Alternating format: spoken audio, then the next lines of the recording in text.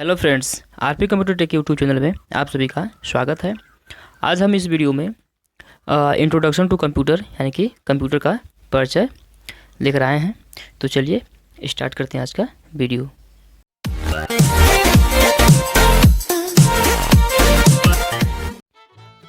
तो friends, introduction to computer देखते हैं।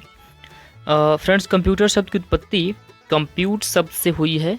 कंप्यूट शब्द से, जिसका अर्थ होता है गणना करना यानी कि कैलकुलेशन करना। चलिए फ्रेंड्स, हम आपसे रिक्वेस्ट करते हैं कि अगर आपने हमारे चैनल को अब तक सब्सक्राइब नहीं किया है तो प्लीज़ सब्सक्राइब कर लीजिए, बेल आइकन को भी दबा दीजिए ताकि जब भी हम कोई वीडियो अपलोड करें तो उसकी नोटिफिकेशन सबसे पहले आपको मिल सके। फ्रेंड्स, कंप्यूटर की डेफिनेशन बताने से पहले हम दो बातें हैं जिनको हमें जान लेना चाहिए। पहली है इलेक्ट्रिक डिवाइस क्या होती है और दूसरा है कि इलेक्ट्रॉनिक डिवाइस क्या होता है।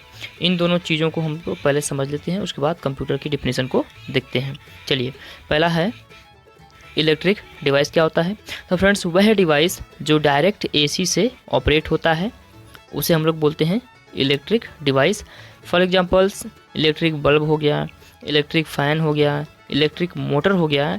ये ऐसे डिवाइसेस हैं या उपकरण हैं जो डायरेक्ट एसी से ही ऑपरेट होते हैं। ये डायरेक्ट एसी से यानी कि अल्टरनेटिव करंट से चलते हैं, इसलिए इनको हम लोग बोलते हैं इलेक्ट्रिक डिवाइस। चलिए अगला देखते हैं।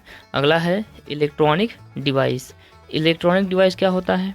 इलेक्ट्रॉनिक डिवाइस वह डिवाइस होती हैं जो एसी को डीसी में कन्वर्ट करके ऑपरेट होती हैं या चलती हैं। तो ऐसे डिवाइसों को हम लोग इलेक्ट्रॉनिक डिवाइस कहते हैं। फॉर एग्जांपल्स, कंप्यूटर हो गया, एसी, फ्रिज, कूलर और भी बहुत सारे ऐसे मशीनें हैं जो एसी को डीसी में कन्वर्ट करके चलती हैं। तो फ्रेंड्स, दो बातें हो गई। पहला है इलेक्ट्रिक डिवाइस, मतलब वह डिवाइस जो डायरेक्ट एसी से चलती है, इलेक्ट्रिक होता है। और दूसरा होता है इलेक्ट्रॉनिक, यानी कि जो एसी को डीसी में कन्वर्ट करके चलता है। उसी में से हमारी एक इलेक्ट्रॉनिक मशीन है कंप्यूटर। आज हम लोग कंप्यूटर की बात करेंगे। तो चलिए देखते हैं कंप्यूटर की डेफिनेशन, कंप्यूटर क्या होता है। तो फ्रेंड्स, कंप्यूटर का हिंदी अर्थ देख लेते हैं पहले। कंप्यूटर का हिंदी अर्थ होता है संगणक, यानी कि अभिकलन या गिनती करने वाला या गिनने वाला। फ्रेंड्स, कंप्यूटर की परिभाषा देखते हैं। कंप्यूटर एक प्रकार का इलेक्ट्रॉनिक मशीन है जो किसी भी डेटा को इनपुट के रूप में ग्रहण करता है या एक्सेप्ट करता है। ग्रहण किए गए डेटा का प्रोसेसिंग करता है और प्रोसेस किए गए डेटा के अनुसार रिजल्ट आउटपुट करता है। तो फ्रेंड्स, ये कंप्यूटर की मेन डिफिनीशन है। अच्छा, कंप्यूटर का जो पिता है वो चार्ल्स बेबेज को कहा जाता है। अब चार्ल्स बेबेज को कंप्यूटर का पिता क्यों कहा जाता है, इसके पीछे एक रीज़न है। चलिए देखते हैं क्या है। वह है कि चार्ल्स बेबेज ने सबसे पहले 1820 में एक डिफरेंस इंजन बनाया। उसके बाद 1833 में दूसरा एनालिटिकल इंजन बनाया और इन्हीं दोनों इंजन्स का कॉन्सेप्ट लेकर के सबसे पहला कंप्यूटर बनाया गया जिसका नाम था प्रोटोटाइप, यानी कि पहला कंप्यूटर प्रोटोटाइप बनाया गया था। और यही कारण है, यही रीज़न है कि चार्ल्स बेबेज को कंप्यूटर का पिता कहा जाता है। तो चलिए फ्रेंड्स, अब डिफिनीशन को थोड़ा सा एग्जांपल्स से समझते हैं। सपोज डैट, मान लीजिए कि हम लोग कंप्यूटर में डेटा कैसे इनपुट करते हैं, कीबोर्ड के माध्यम से या तो माउस के माध्यम से। तो जिसके माध्यम से हम लोग डेटा कंप्यूटर में इंटर करते हैं वो हमारी इनपुट डिवाइस हुई। तो ये जो माउस और कीबोर्ड है ये दोनों हमारी इनपुट डिवाइस होती हैं। और जब हम डेटा इसमें इनपुट करते हैं तो इनपुट करने के पश्चात डेटा का प्रोसेसिंग होता है। और प्रोसेसिंग कहाँ होती है, तो वो होता है CPU में, यानी कि सेंट्रल प्रोसेसिंग यूनिट में। सेंट्रल प्रोसेसिंग किसको कहा जाता है, ये जो CPU है इसको कहा जाता है। CPU यानी कि कंप्यूटर का माइंड होता है, ये कंप्यूटर की आत्मा होती है। बगैर CPU का कंप्यूटर की कोई वैल्यू नहीं है। तो फ्रेंड्स, डेटा की प्रोसेसिंग कहाँ होती है, CPU में होती है। और प्रोसेसिंग होने के पश्चात रिजल्ट कहाँ शो होता है, तो वो होता है मॉनिटर पर। अगर आपने प्रिंटर लगा रखा है, आप प्रिंट करना चाहते हैं, तो वो प्रिंटर भी आपका आउटपुट डिवाइस कहलाता है। तो जिसके माध्यम से हम कंप्यूटर में डेटा इनपुट करते हैं वो होती है हमारी इनपुट डिवाइस, और डेटा का जहाँ प्रोसेसिंग होता है उसे हम लोग बोलते हैं प्रोसेसिंग डिवाइस, और रिजल्ट जहाँ आउटपुट होता है उसे हम लोग बोलते हैं आउटपुट डिवाइस। तो कंप्यूटर एक प्रकार का टोटल इलेक्ट्रॉनिक मशीन है जो किसी भी डेटा को इनपुट के रूप में एक्सेप्ट करता है, एक्सेप्ट किए गए डेटा के अनुसार प्रोसेसिंग करता है, और प्रोसेस करने के पश्चात रिजल्ट आउटपुट करता है। फ्रेंड्स, अब इस डिफिनीशन को एक और एग्जांपल लेकर समझते हैं ताकि बेहतर ढंग से समझ में आए। चलिए देखते हैं। मान लीजिए सपोज डेट कि ये कोई व्यक्ति है, और इस व्यक्ति से हमने कहा कि व्हाट इज़ कंप्यूटर, तो इसके माइंड तक हमारी बात पहुंची। किसके माध्यम से पहुंची? वो कान के माध्यम से पहुंची। या सपोज डैट खुद को ले लीजिए, मान लीजिए कि हम और आप हैं, और हमने आपसे पूछा कि व्हाट इज़ कंप्यूटर, तो हमारी जो बात है वो आप तक किसके माध्यम से पहुंचेगी? वो कान के माध्यम से पहुंचेगी, यानी कि कान के माध्यम से आपके दिमाग तक हमारी बात इनपुट होगी या पहुंचेगी। तो कान क्या हुआ? हमारा इनपुट डिवाइस हुआ।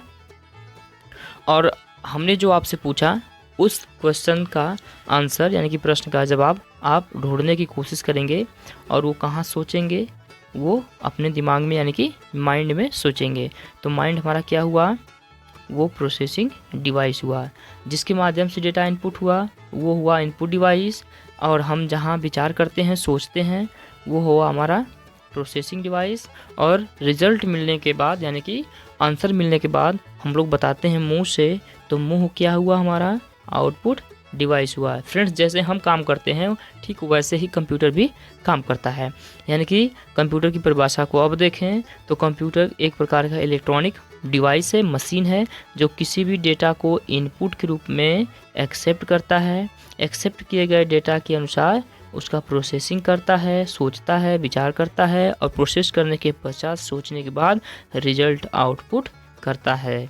तो फ्रेंड्स, उम्मीद करता हूँ कि आप लोगों को डिफिनीशन बेहतर ढंग से समझ में आ गई होगी। चलिए अब आगे बढ़ते हैं, देखते हैं कंप्यूटर का फुल फॉर्म क्या होता है। और फ्रेंड्स, आप कंप्यूटर के फुल फॉर्म से भी डिफिनीशन को अच्छे ढंग से बता सकते हैं।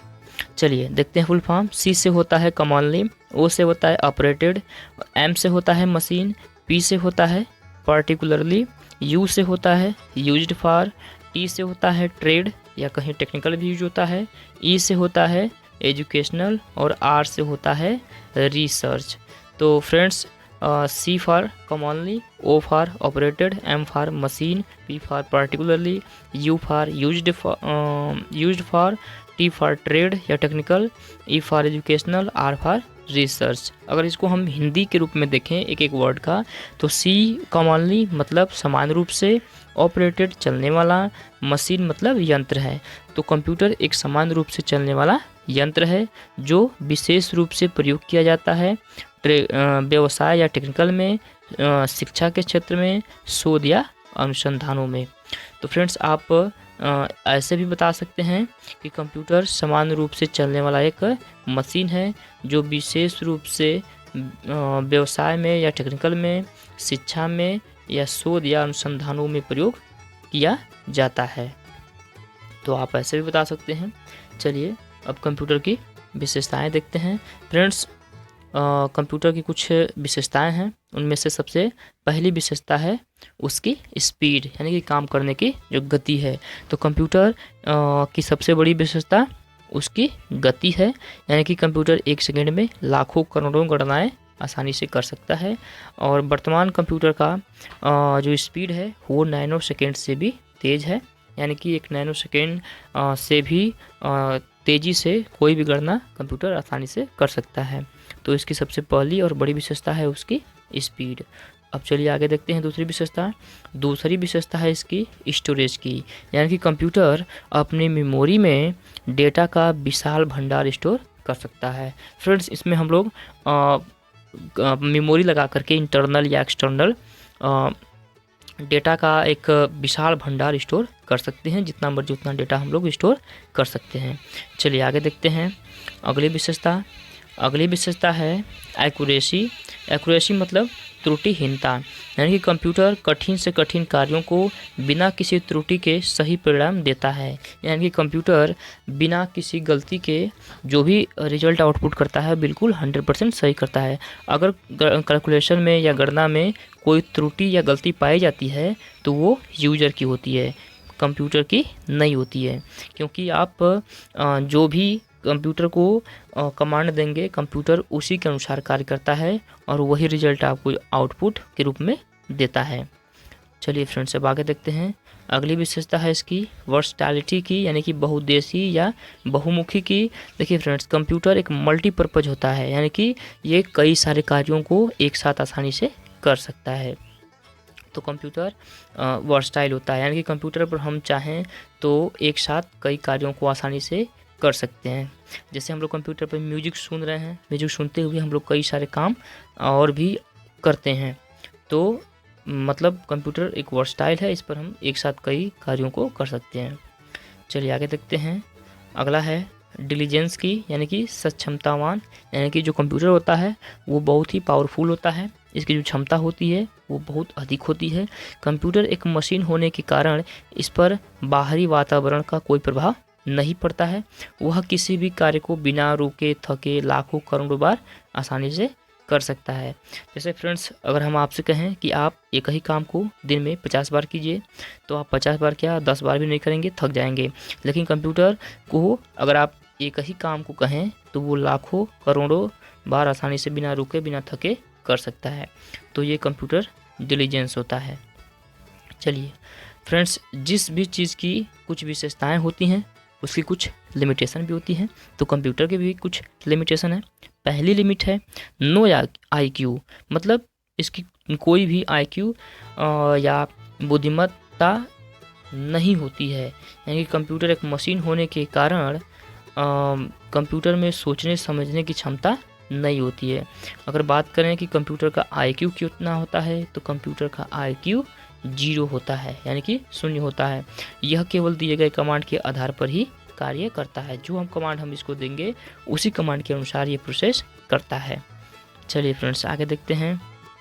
अगली लिमिट है इसकी एक्सपेंसिव, यानी कि कंप्यूटर के हार्डवेयर और सॉफ्टवेयर पहले बहुत महंगे हुआ करते थे, लेकिन अब कंप्यूटर का इतना विकास हो गया है कि थोड़ा सा ये सस्ते हुए हैं। चलिए आगे देखते हैं। अगला है इसका डिपेंड ऑन इलेक्ट्रिसिटी, यानी कि कंप्यूटर एक प्रकार का इलेक्ट्रॉनिक मशीन है जो चलने के लिए इलेक्ट्रिसिटी यानी कि विद्युत खर्च करता है, विद्युत लेता है। बिना विद्युत का, बिना इलेक्ट्रिसिटी का यह एक खाली डब्बे के समान होता है। तो फ्रेंड्स, ये पूरी तरीके से इलेक्ट्रिसिटी पर निर्भर होता है, ये इसकी लिमिट है। चलिए फ्रेंड्स आगे देखते हैं। अगला है इफेक्ट फ्रॉम वायरस। कंप्यूटर कोई भी वायरस कंप्यूटर की कार्यक्षमता को प्रभावित कर सकता है, उसमें स्टोर की गई डेटा को आसानी से नष्ट कर सकता है। कंप्यूटर को वायरस से बचाने के लिए हम लोग एंटीवायरस का यूज करते हैं। तो फ्रेंड्स, ये थे कंप्यूटर के कुछ लिमिटेशन। तो आज की वीडियो में इतना ही। हमने आज देखा कंप्यूटर का डिफिनीशन और कंप्यूटर का फुल फॉर्म और कंप्यूटर की विशेषताएं और कंप्यूटर की लिमिटेशन। फ्रेंड्स, अगली वीडियो में हम लोग इसके आगे डिस्कस करेंगे। तब तक के लिए थैंक यू।